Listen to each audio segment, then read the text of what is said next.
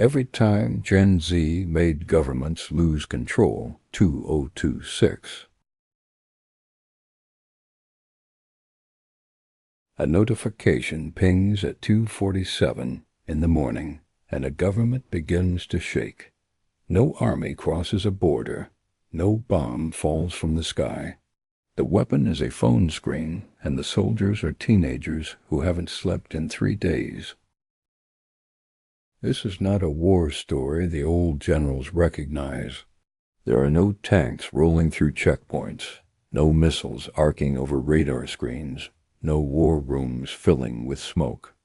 What fills the rooms instead is silence, the horrifying silence of men in suits watching dashboards flood red as a generation they ignored decides it has nothing left to lose. They built systems to stop armies, and a hashtag walks straight through the front door. Across 10 countries and cities that share nothing except the weight of broken promises, the same thing happens. A phone goes up, a video spreads, and a government that thought it owned the truth discovers it no longer controls the story.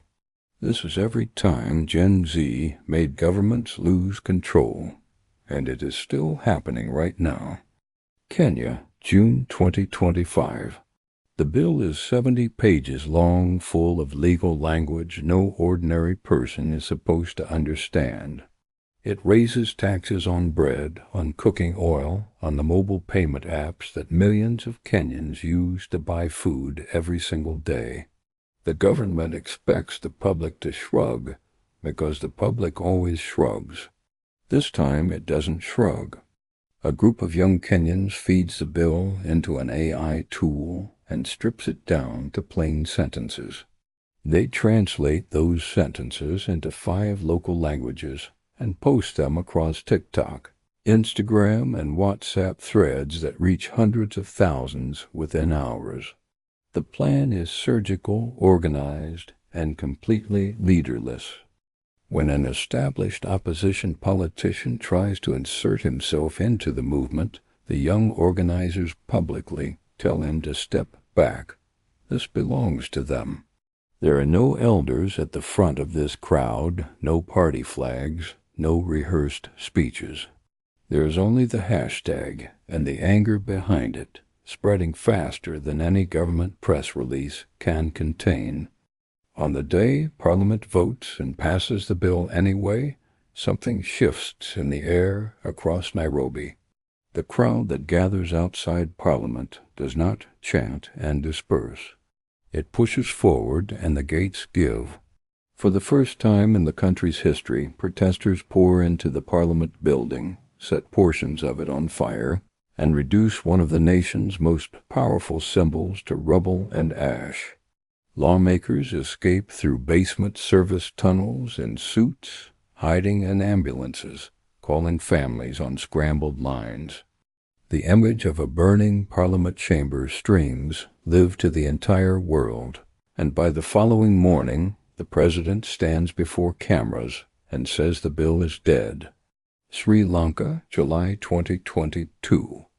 The country has been running on empty for months, and everyone knows it.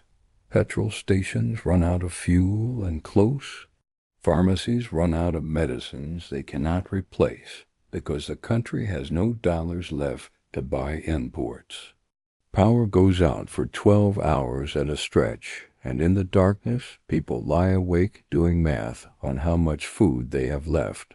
The president and his family have been running the country like a private enterprise for 20 years, and the bill is now due.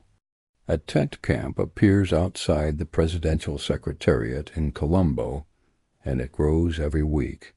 Mothers bring children because there is nowhere else to go and nothing else to do. The camp has a name and a Facebook page, and the posts reach deep into every corner of the island. It is not a riot, not yet. It is a slow and patient accumulation of fury. The government ignores the camp for 3 months, calculating that patience will run out before political will does. They are wrong. On the day the march is called, the country has almost no fuel left to power public transport, so the crowd forces railway workers to run the trains anyway. Thousands board without paying, pressed together, moving toward the capital like a tide that has decided it will not stop. The government orders everyone to stay home.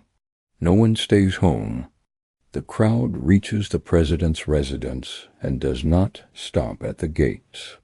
They swim in his private pool, sleep in his beds, and fry eggs in his personal kitchen while cameras capture every second. The president is already gone, slipped onto a military aircraft in the early hours before dawn, headed for the Maldives. The family that once ran everything now runs for its life across the Indian Ocean. Bangladesh, July to August 2024. The quota has existed for over 50 years, reserving 30% of all government jobs for families connected to a particular political legacy. For a country where youth unemployment tears through entire generations, those reserved jobs are not a footnote. They are the difference between a future and the absence of one. Students began protesting the quota system in July, and the Prime Minister makes a decision she will not recover from. She calls the protesters traitors on live television. The word carries a specific historical meaning, a slur tied to collaboration with the enemy during the country's founding war. She expects it to humiliate them into silence. Instead, it detonates something. Hundreds of thousands of people who were watching from the sidelines suddenly feel the insult land on their own chests, and they walk out into the streets. The word she uses to stop the protests is the exact word that doubles their size. The government cuts the internet for 11 days. The calculation is simple. No social media means no coordination. No coordination means no protests. The calculation is wrong. Without a screen to watch, people open their doors and go outside to find out what is happening with their own eyes. The blackout that was supposed to isolate the movement actually forces it out of phones and into the physical world. And the physical world turns out to be vast. Police and soldiers fire into crowds. Every funeral fills the streets again with more people than the day before. By the first week of August, hundreds of thousands are moving toward the Prime Minister's official residence, and the military makes a phone call. They will not shoot their own people. She boards a helicopter and flies to India within hours. A Nobel laureate steps into the wreckage to lead a transitional government, and the movement gets a name that will be studied in political science classrooms for decades. The Gen Z Revolution. Chile, October 2019. The metro fare goes up by 4 U.S. cents. 4 cents. The economy minister suggests on television that people who dislike the increase should simply wake up earlier to catch a cheaper off-peak train. He says this with the casual confidence of someone who has never waited for a morning bus. The comment is clipped, posted, and watched by millions before the day ends. High school students began jumping the metro turnstiles the next morning, filming themselves, flooding the hashtag with proof that the law is being broken in broad daylight, and nobody is stopping them. They do not ask for permission or organize through official channels. They simply jump and film and post, and more students arrive to jump alongside them. The chant they choose turns a small act of defiance into a declaration about everything that has rotted underneath the surface for 30 years. On October 18th, authorities shut down the entire metro system at evening rush hour, calculating that stranding millions of commuters will scatter the crowd and discredit the students. Within hours, Santiago is burning. People who have nothing to do with the metro fare stand outside in the dark and pound pots and pans on their balconies, the sound rolling through the city like a mechanical thunder that doesn't stop.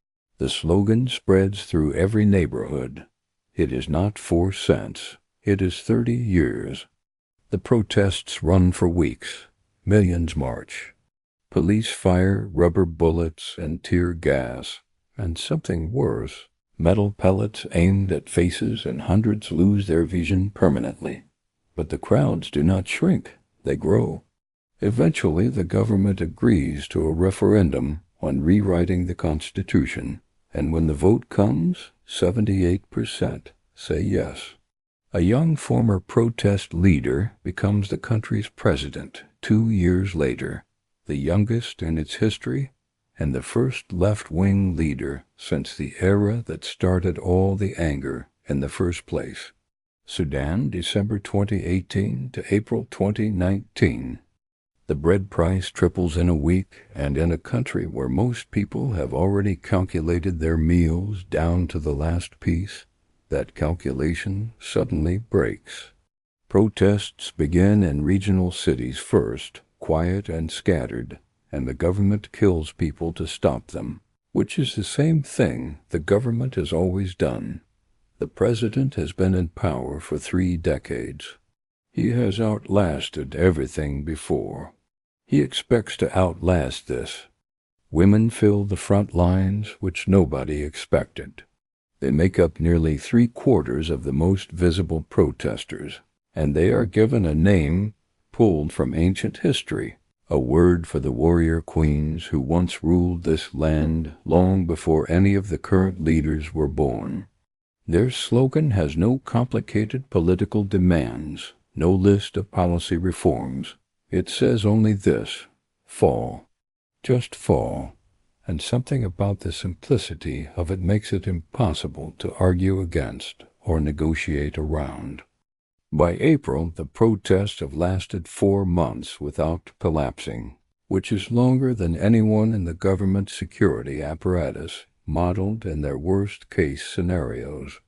On a particular afternoon, a 22-year-old student climbs onto the roof of a car in a white dress and raises one arm, leading the crowd in a call and response that carries across the square. Someone photographs her against the white sky, and the image travels around the world overnight. She becomes the symbol of the revolution before she even knows her picture has been taken. Hundreds of thousands surround the military headquarters. Soldiers and police face each other across the crowd, and when police open fire, some soldiers fire back to protect the people. The fracture inside the army is the fracture that ends everything. Within days, the military announces the president is gone. He is taken not to exile, but to a prison cell, where he remains. 30 years of rule collapses in a single April afternoon. China, November to December 2022. For nearly 3 years, an entire civilization has been held under a lid. 25 million people in Shanghai are locked inside their apartments for months. Officials in some buildings seal the exit doors from the outside so no one can leave. Food runs short. People post from inside their homes asking for help, and the posts disappear.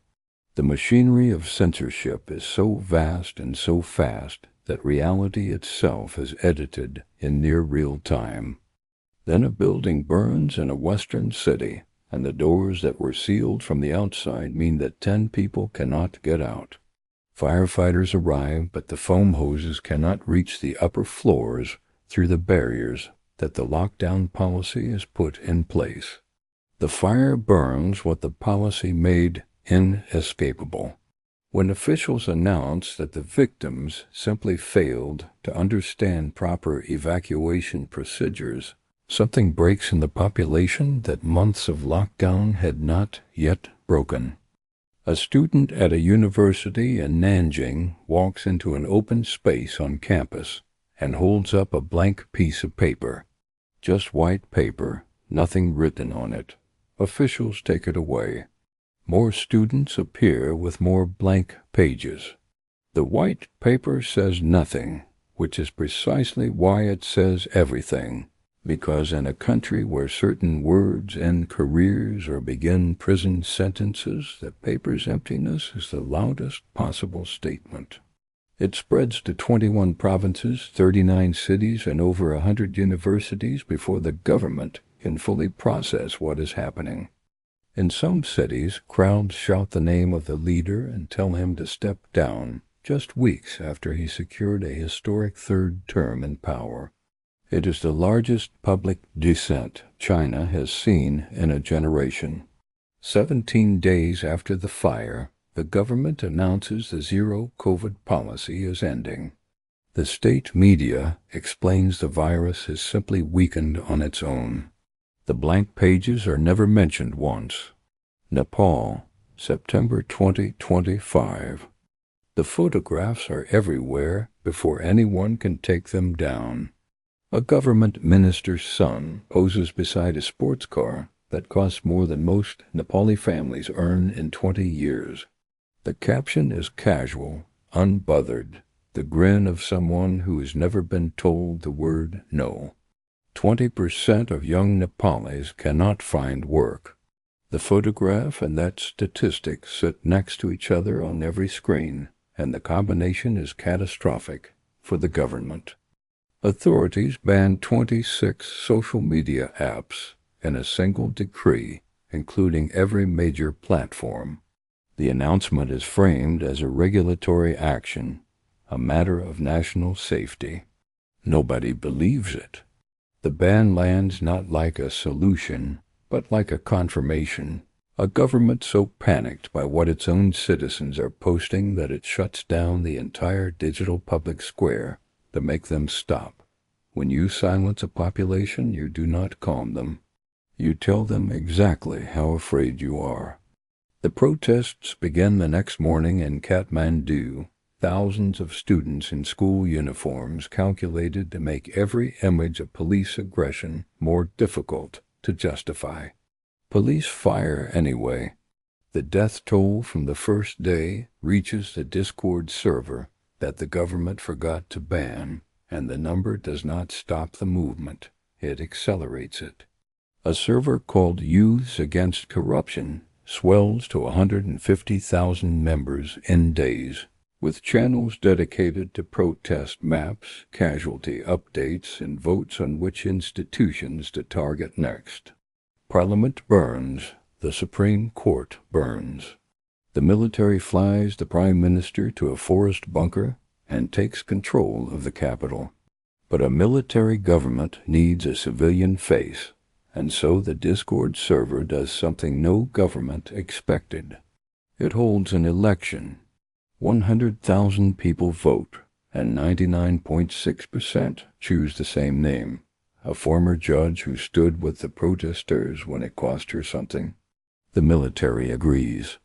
Nepal gets its first woman prime minister, elected not in a chamber, but on a server by the generation that burned the old chamber down.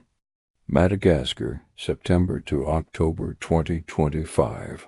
The president is standing at a United Nations podium in New York, delivering a speech about development and progress, when his country begins to fall apart without him. Back in Antananarivo, the power is out again. 12 hours of darkness every single day, and the water stops running in the middle of the capital. 75% of the population lives in poverty. His son attends school in Switzerland. The arithmetic of this is not lost on anyone. A Facebook page called Gen Z Madagascar appears and grows to 100,000 followers in 5 days. Their slogan translates simply, "Fed up with the blackouts." But the blackouts are not just electrical. They are the blackout of opportunity, the blackout of accountability, the blackout of a government that has spent $152 million on a cable car in a city where most people cannot afford to eat. The page becomes the coordination layer, the meeting point, the public square that the government's power cuts cannot shut down. Police arrive with tear gas and live ammunition. At least 22 people are killed in the first days of protests. The deaths do not suppress the movement.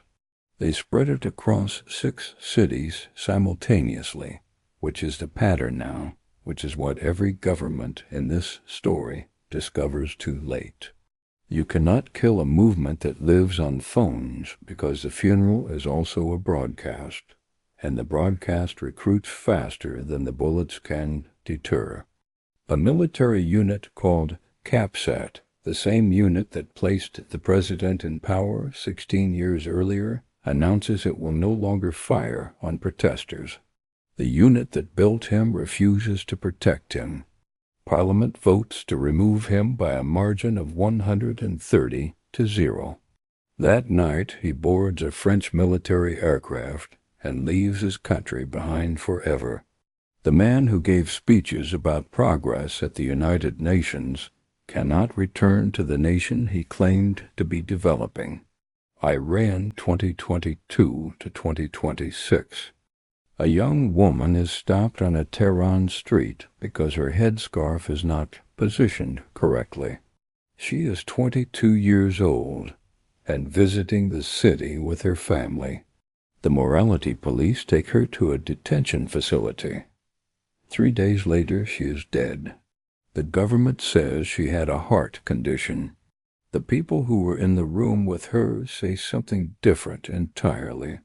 The gap between those two accounts is the spark that lights the next 4 years. Women across Iran burn their headscarves in public, standing in the open air with their hair loose, filming it and posting it before the networks can take it down. They cut their hair with scissors in front of crowds. The slogan travels across every platform and across every border. Woman, life, freedom. Within weeks, protests reach all 31 provinces. This is the largest uprising since the revolution that created the current government. And the current government responds the way it always responds, with mass arrests and live rounds.